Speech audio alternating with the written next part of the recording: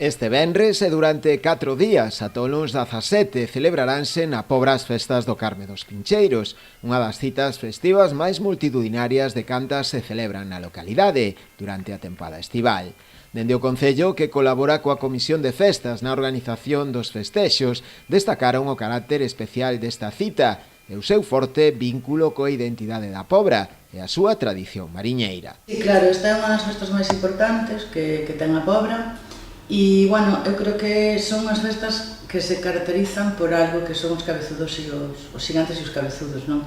Que creo que é ese elemento que fai que sexa un pouco diferente de outros cármenes que podemos ter ao rededor, porque o carmen aquí é moi importante en todos estes povos costeiros, pero o dos pincheiros pois ten ese reclamo, non? E ademais é unha tradición moi bonita que queremos ademais seguir coidando. A xornada inaugural do venres arrancará xa pola mañá coas tradicionais dianas e alboradas, aínda que un dos momentos máis agardados será ás 9 da noite, dende o balcón do Concello, coa lectura do pregón, este ano a cargo do Club de Atletismo e Deportes do Barbanza. Este ano decidimos decirlo ao Club de Atletismo porque, bueno, pues ten estes éxitos non tan importantes, pero ainda así tamén por a longa trayectoria que ten o Club de Atletismo de Pobra e polo que significa e polo traballo que Pepe Moure pois fai con todos estes rapaces e rapazas. Eu creo que, bueno, pois que o merecen. O ano pasado estuvo o remo e porque tamén era un ano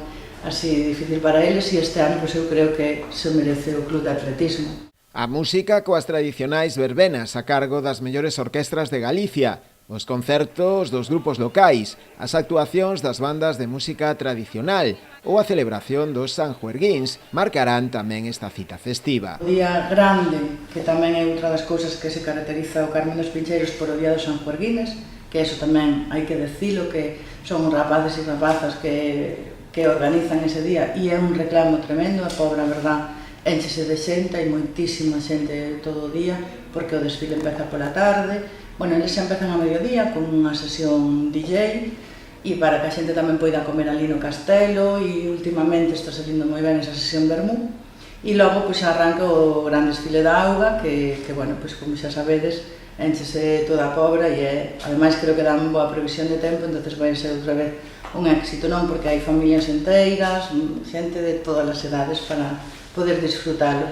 O punto e final aos festexos porá o concerto de Treixadura, o luns a partir das 10:30 da noite na Praza Alcalde II Durán, para a continuación, ás 12:30, ter a gran queima de fogos artificiais. Dende o Concello quixeron tamén ter un recoñecemento especial cara aos membros da Comisión de Festas, que coa súa dedicación e esforzo fan posible a celebración destes festexos tan importantes para a vila.